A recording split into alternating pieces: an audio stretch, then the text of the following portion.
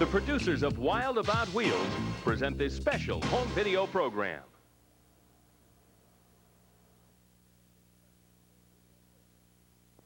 In 1953, at the General Motors Motorama, a small two-seat, six-cylinder sports car made its public debut, and in doing so, touched off a 40-year love affair that shows little sign of growing tired. The Chevrolet Corvette was the car that triggered sports car consciousness in America during an era when domestic automobiles were thought to be better if they were bigger. It took some convincing, but once Americans caught this new epidemic of Corvette fever, the course of sports motoring in this country was firmly set. By 1955, Ford was building its Thunderbird to directly compete with the Corvette. But by 1958, Ford changed its original goal of outmuscling the Corvette on power and turned the Thunderbird into a four-seat luxury automobile. Meanwhile, Corvettes were getting more powerful, and by 1957, they could be ordered with fuel injection, a four-speed transmission, and pause traction, which made the Corvette a familiar sight at professional and amateur road racing events across the country. The Corvette continued to evolve, upping the horsepower ante each year with its 327 cubic inch Chevy V8, delivering 360 fuel-injected horsepower by 1962. In 1963, the fabulous Corvette Stingray was born, based on the Chevy concept car, which had appeared several years earlier. It was an explosive success, and in that same year, Ford took another shot at the Corvette with Carroll Shelby's Cobras. Although the Cobras won the World GT Championship in 1965, only 1,000 were ever built, and only for about 4 years. Once again, the Corvette was America's reigning sports car success story. While the 1970s was a lackluster period for American performance, due in part to the energy crunch, the 1980s saw a new generation of Detroit horsepower make it into the country showrooms. And the latest generation of the Corvette brought it back into the performance limelight. In 1990, the ultimate performance Corvette, the king of the hill, the ZR1 Corvette, placed this venerable sports machine into the same league with some of the world's most exotic sports cars, with immense performance at a relatively low price. This program is about the seemingly infinite devotion that we've all experienced for the Chevy Corvette. It's a car that many of us grew up with, and to countless millions of people, it is the definition of what a great sports car is all about. We'll be traveling to several of the country's premier Corvette shows, including Corvettes at Carlisle in Carlisle, Pennsylvania, Bloomington Gold in Bloomington, Illinois, and the Franklin Mint Antique Automobile Festival in suburban Philadelphia, Pennsylvania. We'll be seeing incredibly rare Corvettes, some of the most renowned restored Corvettes in existence, and we'll even see beautifully customized Corvettes, and some that have gained national notoriety on the racetrack in both drag racing and road racing. This is the Corvette, passion and performance.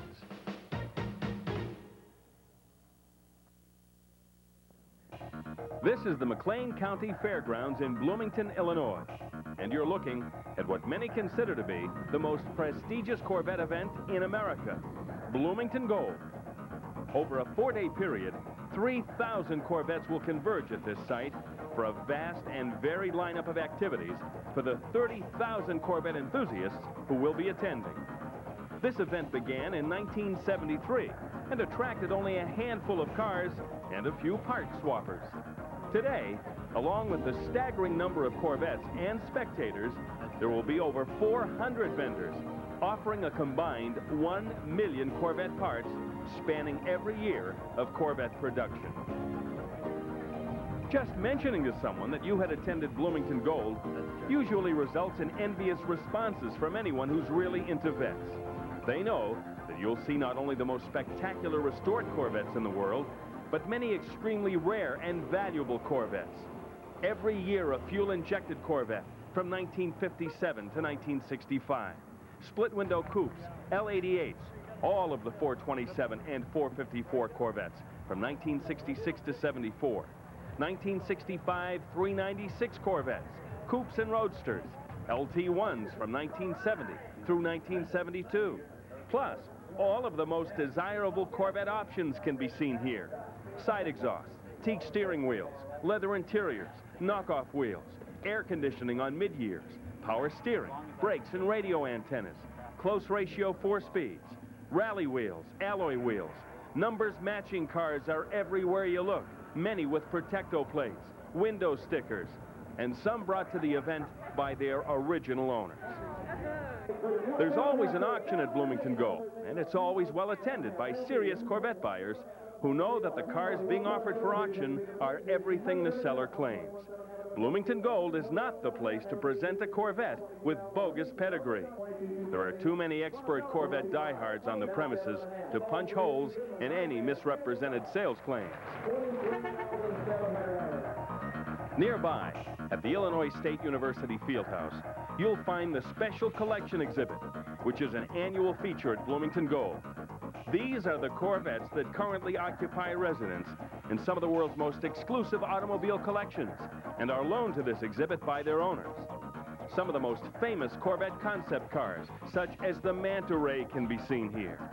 There are Corvettes with less than 100 original miles on them, the last production example of a particular year, or the first, plus fabulously rare competition Corvettes, such as a 1963 Z06 road racing Corvette, national championship vets that were driven by such famous Corvette race drivers as Roger Penske, Dr. Dick Thompson, and John Greenwood.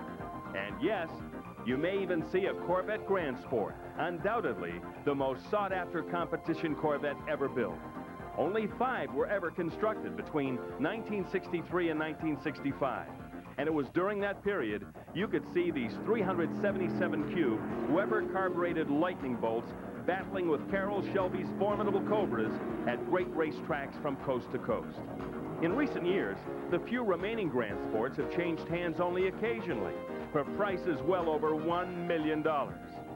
Later on, we'll get a close look at one of the rarest of the rare, a Corvette Grand Sport Roadster, one of only 2 that were built, powered by a 427 big block Chevy, making close to 600 horsepower. Perhaps the highlight of the Bloomington Gold weekend is the Friday afternoon all-Corvette tour that stretches from the McLean County Fairgrounds out onto the scenic 2 lanes that thread their way across the open farmland of Illinois. 600 Corvettes embark from the fairgrounds, one after the other. In fact, it takes an entire hour for the touring vets to all roll from the starting point. Once they do, the line they create consumes about 20 miles of road surface. For any Corvette lover, this has to be one of the most tantalizing sights ever witnessed. 20 miles of Corvettes.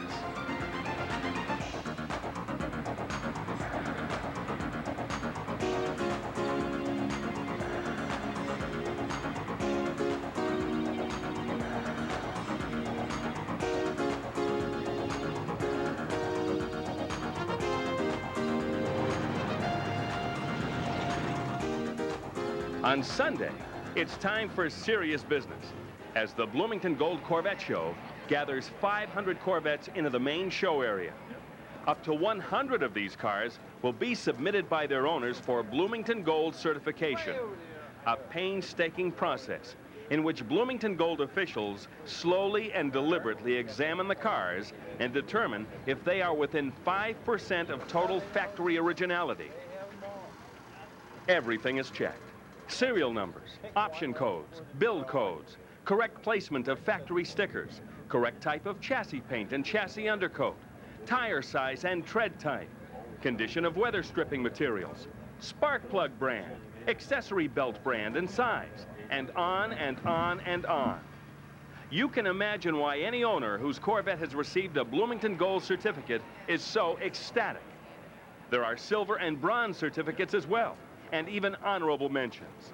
But there is no doubt whatsoever that when the award ceremonies are conducted and each Corvette owner motors to the presentation area to receive a Bloomington Gold Award, there is no greater moment of satisfaction possible.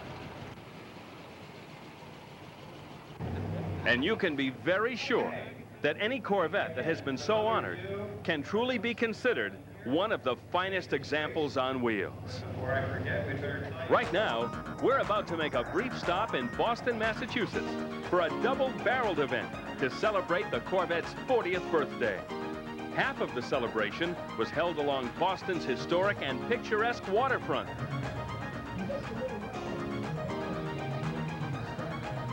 The other half was held at the world-famous Lars Anderson Museum of Transportation in nearby Brookline.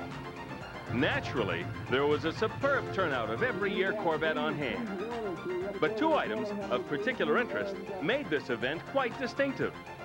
For the first time that anyone could remember, the three men who had served as Corvette's chief engineer during the 40 years of Corvette production were all in one place at one time. Zora Arkus Duntov, the first Corvette head man and known internationally as the father of the Corvette, his successor Dave McClellan, and his successor Dave Hill. The other most noteworthy aspect of this event was the appearance of an original Corvette Grand Sport Roadster. Immensely rare, virtually priceless, and owned by Gene Schiavone of Old Saybrook, Connecticut. This car was one of 5 built by General Motors in 1963. It was an all-out race car, and the intent was to do the long-distance races, Le Mans, Daytona. It was given to Roger Penske in 1966, and his first race was Sebring. And the car raced actively till 1972, and was inactive from 72 until last year when we put it back on the track. The car raced to Sebring. It hit a Morgan about 2 o'clock in the morning in the dark. The difference in speed was about 100 miles an hour, and knocked it out of the race. And right after that, General Motors got out of racing officially, so the car wasn't raced much after that. We've been racing this car since December. We've had 8 races and 8 first place. The car is very fast on the vintage circuit. It's beats all the Ford products and Cobras and those guys, and it's just been a lot of fun. It's an all fiberglass car. The running gear bears no real resemblance to the Corvettes today. It's an all tube frame. It's got a 427 engine in it. The first 2 cars were roadsters. The next 3 were coupes. And the roadsters had big block engines. The coupes had small block engines. So it's a 427-inch engine. It puts out about 540 pounds of torque, 580 horsepower on a dyno, and built by Traco Engineering, who built race car engines for Chevy back since the 60s. They still build the engines. Later on, when Gene started up his incredible Grand Sport, it drew quite a crowd. And if the sound of that 427 Chevy rumbling through racing exhaust doesn't give you goosebumps, you're probably watching the wrong video. And the folks here at the museum. Mark Letty is the regional manager of public relations for Chevrolet, and he was most impressed with the huge turnout of Corvette fans, especially at the waterfront. Saturday we had just a dynamite event down on the Boston Harbor waterfront in Quincy Market. And I have to tell you, it must have been 100,000 people. And the unique thing about bringing this vehicle to Boston was that there was really no special routes here in Boston, yet the people turned out in a number that would compare anything to Bloomington Gold or to down at Bowling Green with the homecoming. And to see people waiting in line in the rain for Zora's signature, to meet Dave Hill and to shake Dave McClellan's hand was something special. In fact, the activity at the autograph table was so intense, we never did get a chance to speak to Zora Arkus Duntov in Brookline. But we will catch up with them at another Corvette event later on this tape. But we were able to spirit away the 2 other special guests. Well, I think the event is just a marvelous event. The turnout here, in spite of the weather, nobody is bothered by the weather. It's just a marvelous Corvette happening. And if you've ever been together with Corvette people, this is what you'd expect to happen. Yesterday, they were even standing out in the rain when there was thunder and lightning to say hello to Dave Hill and Zora and myself. So it's really marvelous. We asked Dave Hill how it feels to be following in the sizable footsteps of Duntov and McClellan.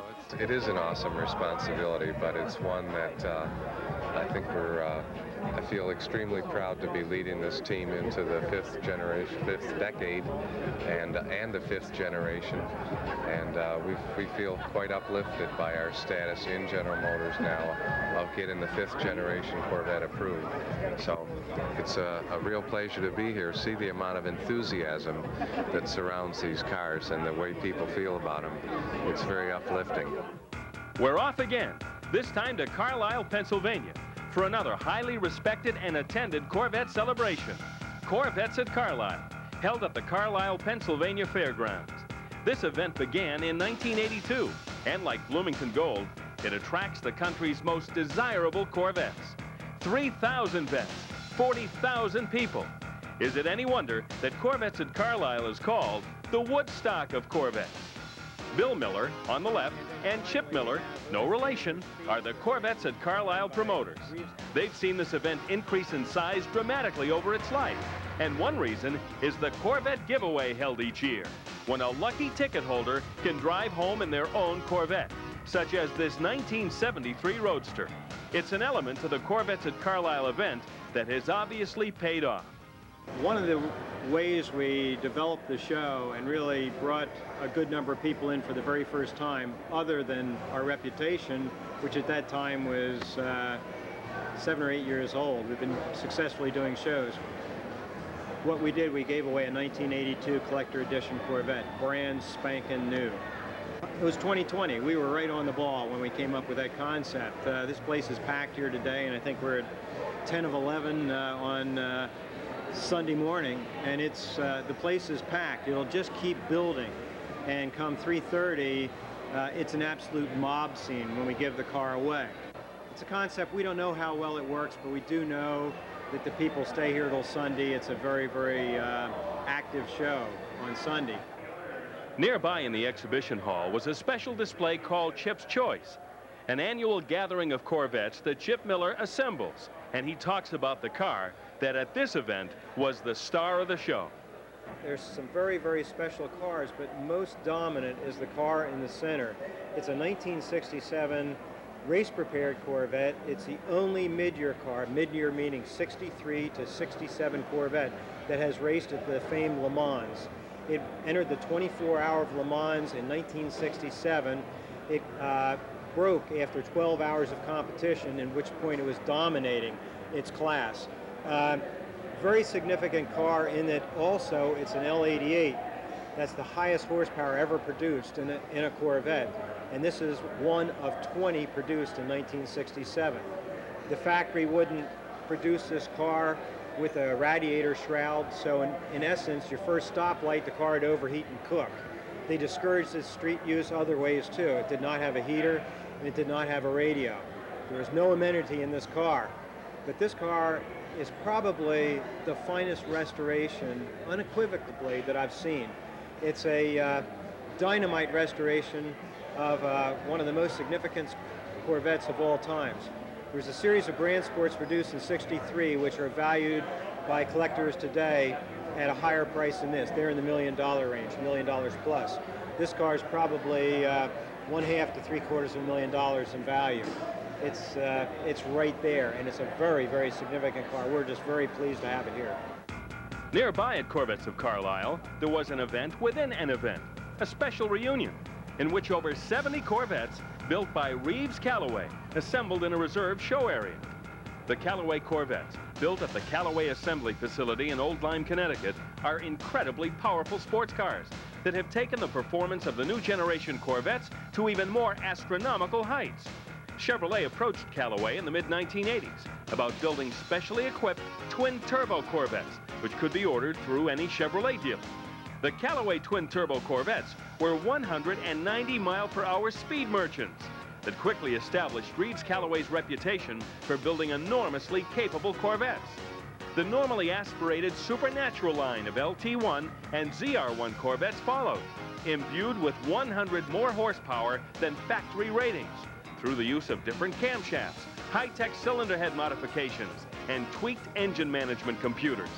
But perhaps the Corvette that Callaway will be most remembered for is the one called Sledgehammer, the undisputed top-speed champion in every top-speed shootout ever conducted. It was on display at Carlisle, and Reeves himself told us the story behind the Sledgehammer and shared the absolutely shocking performance numbers this one-of-a-kind Corvette can generate. We're standing here in front of probably the most famous Corvette ever made, the Callaway Sledgehammer. Magazines love to talk about who went fastest. We kept getting invited to these kinds of top-speed shootouts. Everybody kept shooting for us as the consistent winner of all these magazine events, somebody would show up and they'd come this far from going faster than we did. So we knew that what we had to do was build a car that nobody could beat unless we wanted them to. The result of all of that experimenting is the sledgehammer. You know, Chevrolet says if you're going to go to a road test, make sure that you come home the winner. So we said, yes, sir. So what you got here is a 900 horsepower Corvette that is built and tested to go 250 miles an hour. That was the bogey for the assignment. It actually went 254.76, but that's because we miscalculated a little bit. This is a real car.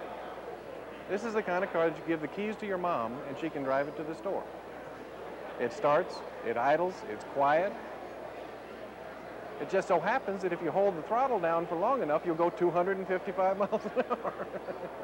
But the radio works, the air conditioning works, it rides comfortably. It's an everyday street machine. Most cars are trailered to the event, right? We said, screw that.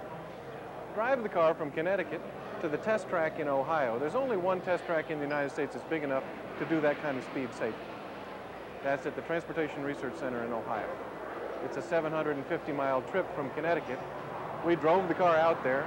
We tested it at its top speed. And usually when a car is going its top speed, you expect something to break. Nothing broke. It was relatively undramatic. We just drove it back to Connecticut. This car goes 0 to 100 miles an hour in 2.5 seconds. It goes from 100 to 200 miles an hour in the next 7 seconds. There's nothing like your basic 900 horsepower car. And there's nothing quite like this, an awesome Callaway Speedster. This one, parked close by, is owned by noted car collector Otis Chandler, and it was the first Speedster built. The car was designed by both Callaway and renowned auto designer Paul Deutschmann. The Callaway Speedster features that unmistakable cut-down windscreen, a special leather interior with Speedster logos. And while they were in production, the Callaway Speedsters could have been ordered with a standard-issue Corvette LT1 350 or the one and only LT5 ZR1 350, like this one back at the Callaway complex. Valued at well over $100,000 a copy, they are not only quite valuable, but on their way to definite collector status, with only a relative handful ever built. And now, get ready for an exceptional treat as we take you to downtown Carlisle for an annual Corvette extravaganza you won't believe.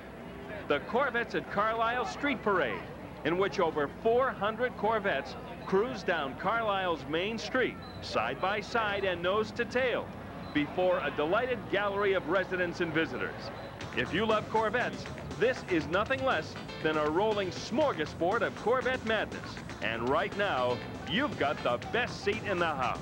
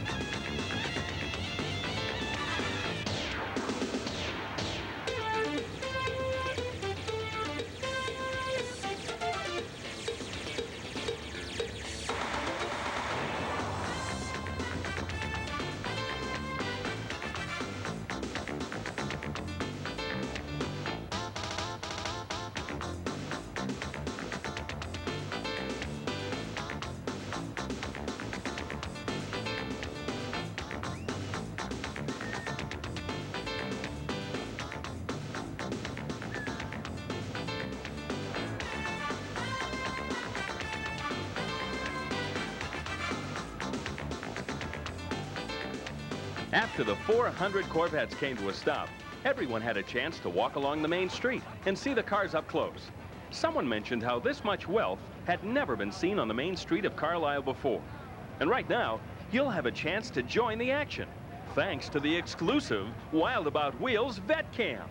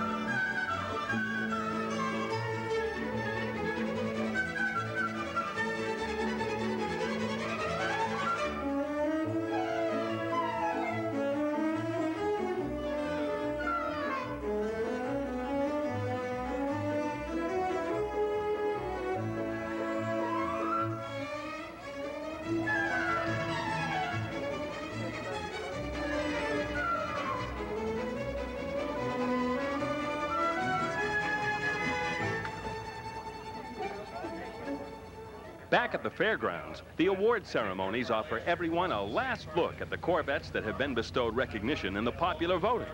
And the Corvette that would go on to win Best of Show is by far one of the rarest and most valuable Corvettes in existence, not to mention the fastest. A 1969 Corvette with a genuine ZL1 427 cubic inch engine. And we spoke to its very proud owner, John Marr of Lynchburg, Pennsylvania. The car was originally purchased by me in December of '68 for a race car, which was sponsored by Gulf Oil Corporation.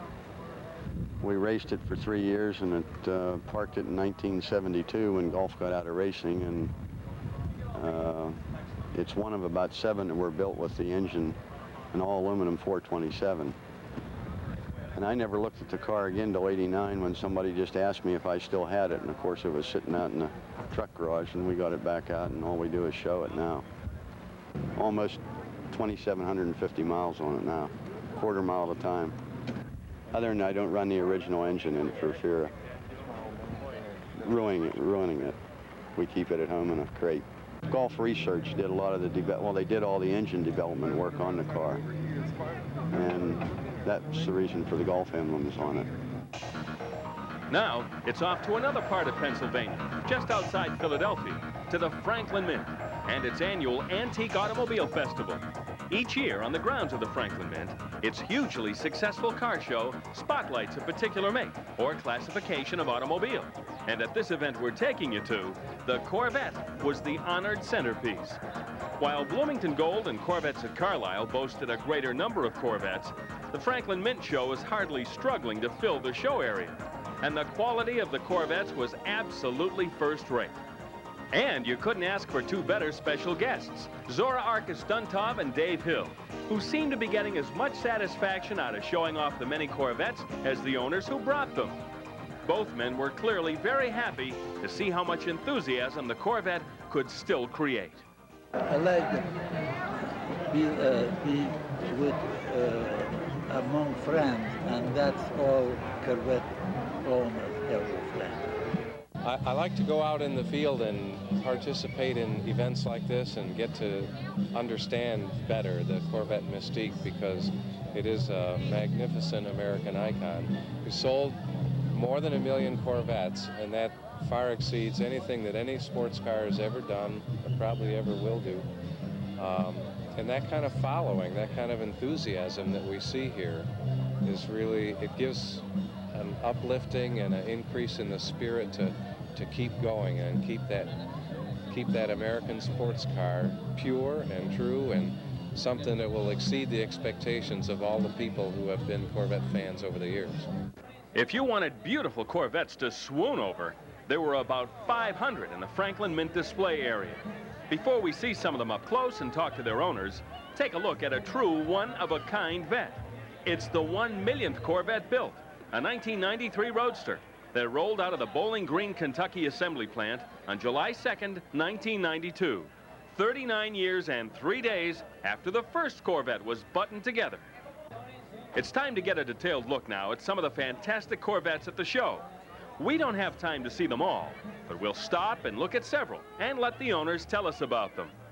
I have a few of these cars, and when they announced that this was going to be a special car, I figured it's my opportunity to get something a little bit different.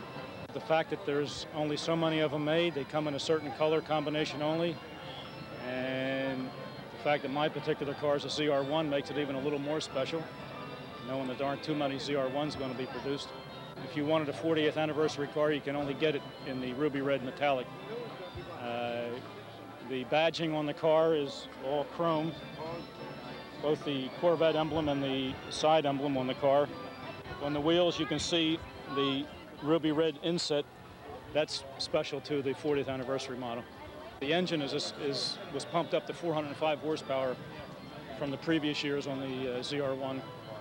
I bought it for a fun car, and the investment is a piece of gravy. 1962 fuel-injected Corvette, purchased from Hastings Chevrolet, Linwood, in 1962. It's 4-speed, 411 positive traction. It's got the sticker, still got the window sticker on it. I'm the third owner. All numbers matched, and it's pretty well original. It's been repainted and cleaned up, detailed, and all that. It's got quite a few options on there. Positive traction, Wonderbar radio in it, 4-speed transmission, fuel injection, high-performance motor. That's about the options. Okay, right, well, this is my 63 fuel-injected split-window coupe. I purchased the car in 1976 in Knoxville, Tennessee. Kept the car, did a little driving in it until about 1989, and in 89 I began a full restoration with Dampman's Restorations in Kennett Square, Pennsylvania. The car is a fully documented original car. I have the original bill of sale that delivered it in New Hampshire back in '63. It was built late in the year, built in May, so it's a fairly late car. Has 41,000 miles on it, which I believe are original based on what it looked like when we took it apart and did the restoration. It's a Marlboro Maroon 1967 Corvette convertible powered by a 427, 435 horsepower engine, 4-speed transmission, and a 411 rear. I bought the car in late 1974. The original engine was gone. The engine that was in it was tired. The exhaust system was junk. The brakes were junk. The car was actually one step away from a parts car, and it was a year rebuilding before I could drive it. And then I drove it for years before I repainted it and semi-restored it, and I just finished completely restoring it early this year. It didn't have the original engine when I found it, but years later I was able to track it down from the guy that had it, kept the engine after he got rid of the car. And I was able to buy the engine from them. I stored that engine for quite a while and later put it in when I restored the car. My car is a 1986 Corvette convertible, and it's an Indy Pace car. In 1986, all the convertibles were designated as Indy Pace cars. This was the first year that the convertible came back since 1975, and it was chosen as the Indy Pace car. The official color was yellow, but like I said, all convertibles were designated as the Pace car. On the dashboard, there's an insignia that shows that it is an official Indy Pace car. It's an Indy symbol. It's a 1969 Corvette Coupe, 427, 390 horsepower. It's an NCRS top flight car. I bought the car in 1985. It was a project car for a buddy of mine and I. We did all the work ourselves, including paint, upholstery, completely reconditioned the drivetrain. It's taken 11 NCRS top flights. It's got 4 or 5 best in shows, some specialty awards, a Golden Spinner Award winner. We have a good time with the car. We take it out to shows like this and really enjoy it. It's a completely numbered matching car. One of the good points of the car when I bought it, it's a high mileage car. It's a 91,000 mile automobile. When I bought it, the car had been in the same family from the time it was new. It had gone from one brother to another brother to his son to a cousin. So the car was pretty much worn out, but it was original. The engine was original, the carburetor was original, transmission was the right one, alternator was correct, the radiator was correct. So a lot of the major numbered components were still in the car and they're correct. The interior, with the exception of the seats and the carpeting, is completely original. So you can see the kind of condition the car was kept in. Back in the early 70s, an outfit called Baldwin Motion Performance on Long Island, New York, built a line of ultra-high-performance Chevrolets, including Corvettes. Those Vettes are phenomenally rare and equally valuable. There were two at the Franklin Mint event, one with a Chevy big block and one with a small block V8. Joel Rosen was the head man at Baldwin in those days, and he was in attendance. We had a chance to hear his comments on how these cars came to life.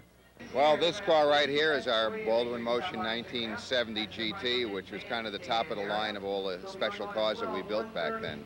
Now, it has just about everything that we could put in a car, and the customer wanted everything he could buy, and we try to give him every option that we possibly had. The car's got a 454 engine in it with about 535 horsepower, automatic transmission, air conditioning, power steering, power brakes, the overdrive unit, and a 488 rear, which reduces down to 342 for highway driving. The overdrive allowed everybody to have the best of both worlds, and you could have a drag race car and also a high-speed car. We had a written guarantee that we supplied to the owners of all our cars, which was also in our advertising. We guaranteed all our cars that would run an 11-second quarter mile, or we'd give you your money back. And we had to prove that on numerous occasions to the magazine, so we backed it up. We never had to give anybody their money back. Rayburn Pennington from Poplar Bluff, Missouri, owns the red 1973 small block motion Corvette that was on display. Well, a friend of mine in our hometown had it for several years, and he got tired of it and actually traded it into a new car dealer for a pickup. And then I bought it from the car dealer.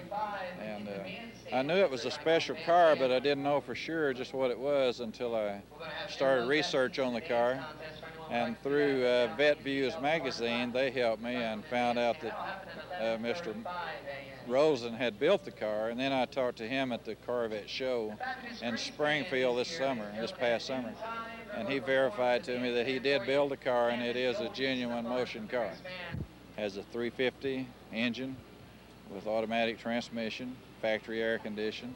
The engine, he put different cam in it, different intake, worked on the head some, different carburetor, and a shift kit and the transmission. And I think that's about all he done to the drivetrain. One of the main things he changed was the body. You know, he changed the back glass area of the car and the nose. But put wider wheel wells on it, fender flares, and things like that. The final order of business at the Franklin Mint show was a genuine first.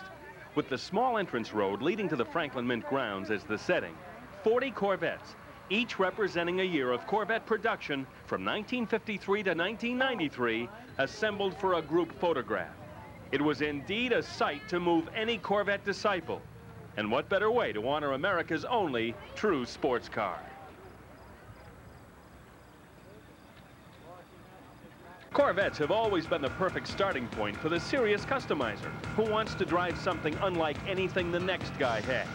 We're at the Street Machine Nationals in DuQuoin, Illinois, to look at a couple of older model Vettes that are unquestionably unique. This is the 1960 Corvette that belongs to Dr. Fred Lamport of Bristol, Oklahoma. The small block Chevy engine is blown and brandishes a fresh set of Weber side draft carburetors that sky out of the engine well. The interior is completely redone in a race car motif. And that Guardsman red paint sets off the alloy wheels and upsized rubber. It's a Corvette that can turn heads completely around. And here's a Corvette that has become a familiar sight to anyone who reads Hot Rod magazine. It's the 1957 Corvette of Rod Savory of Millers, Maryland. It's one of the fastest street-driven cars in America and has competed several times in the Hot Rod magazine Fastest Street Car Shootout.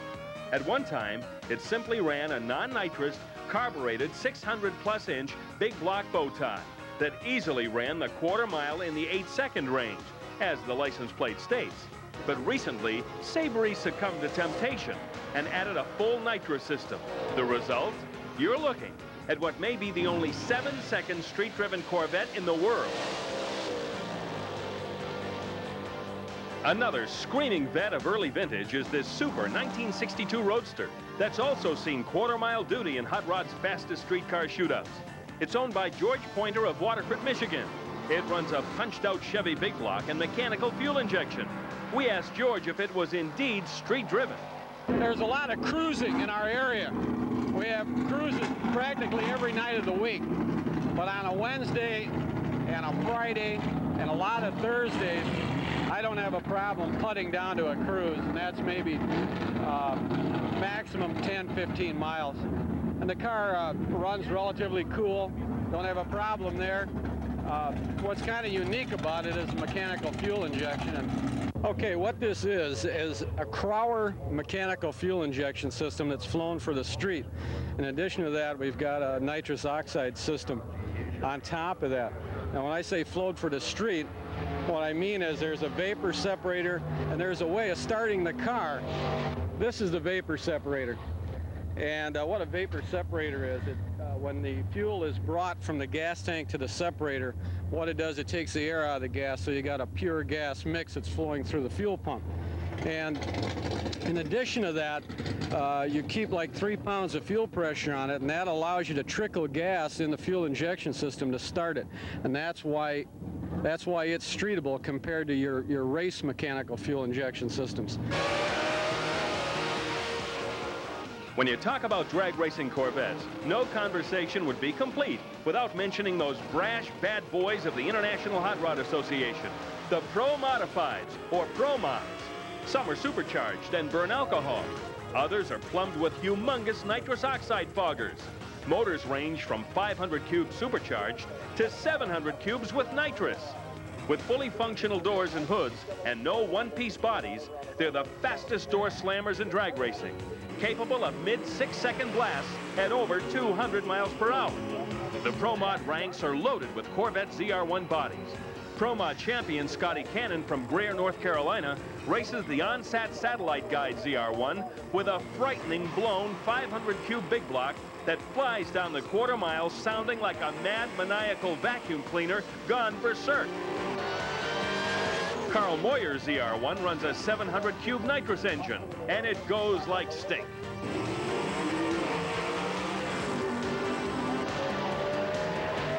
Wild Bill Kuhlman is one of the pioneers in Pro Mod, and his blown Summit Racing ZR1 never fails to get a drag racing crowd all fired up.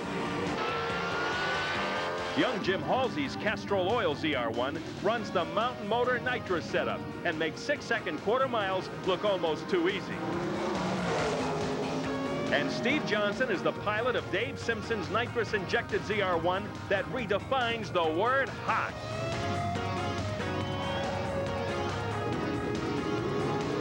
Drag racing vets comprise only one dimension of the competition Corvette arena. For years, road racing has been a familiar venue for the versatile vet.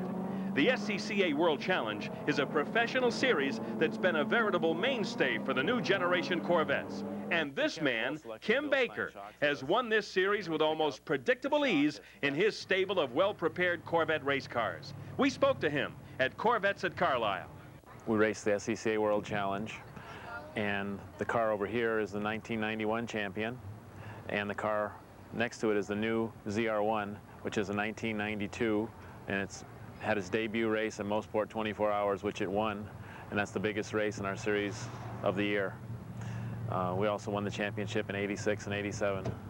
That race at Mosport was the most fluid race I've ever seen. All we did with that car was stop, change the tires, put in the gas, and go. Other teams were stopped there repairing cars, changing motors, changing transmissions, and the ZR1 just kept ticking. Never lost a beat in the whole race. We raced against Porsche 911 Turbo, and then we raced against Lotus Esprit Turbo. That was a factory-entered Porsche 911 Turbo, which was our biggest competition at Mosport.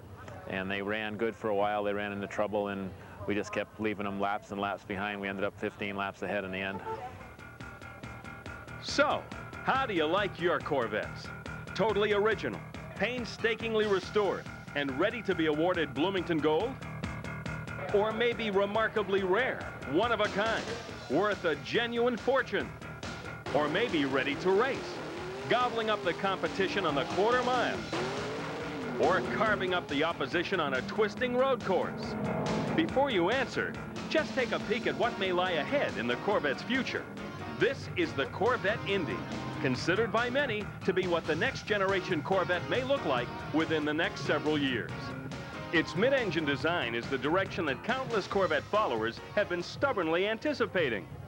In fact, this Corvette concept car, the Serv 3, has been rumored to be a possible Corvette production model since it debuted back in the mid-1980s. Serv, C-E-R-V, which stands for Chevrolet Engineering and Research Vehicle, is also mid-engined with a modified 650 horsepower ZR1 engine that during testing bolted the Serv 3 around the high-speed test circuit at over 200 miles per hour. Adjustable ride height suspension, four-wheel steering, and a complete onboard computer instrumentation system make the Serv 3 the ultimate Corvette. And only time and General Motors can tell if it or the Corvette Indy may be in our immediate future. Dave Hill. The next generation will be along the trajectory of Corvettes, but it'll be another breakthrough car that'll really distance itself from the C4, as we call it. And we'll have to wait a little while for that one, but it'll be worth the wait. Passion and performance. Two words which have aptly described the Corvette experience for over 40 years. And anyone who has been captured by the sexy lines, brute power, and all-American heritage of this fiberglass institution will gladly express their confident hopes that the legacy of the Corvette will excite and inspire us all for 40 more.